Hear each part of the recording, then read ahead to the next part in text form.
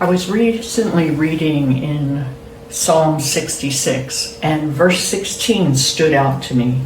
It says, "Come and hear, all who fear or revere God, and I will tell of what he has done for my soul." You know, often when we think about telling what God has done, we think about those kind of outward things. He's provided a place for us. He's provided a job for us. He's helped us to get well. But in this verse, the psalmist isn't talking about any type of outward circumstances. He's talking about what God has done for his soul, for his inmost being. When you think about what God has done for our soul and about sharing that, that might seem a little more difficult than listing our blessings.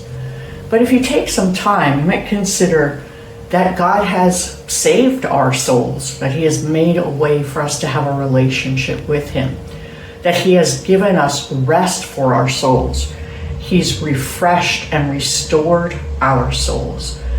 And I don't think there is a more powerful testimony than someone who is going through difficult things, who is still able to declare what God has done for their soul, for their inmost being. And we know people who recently have lost homes in the fire, who are testifying of what God has done for their soul. We know people who have gone through unwanted divorces, who testify of what God has done for their soul. We know people who have dealt with the loss of a family member, or who are dealing with miscarriage or infertility issues, and yet still declare what God has done for their souls, for the way that he has met them in the deepest parts of them.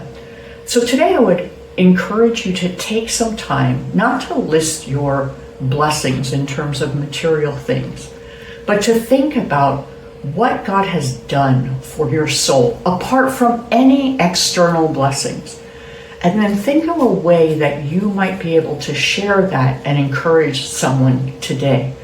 Like the psalmist, I think that when we share what God has done for our souls, people are encouraged and God is glorified.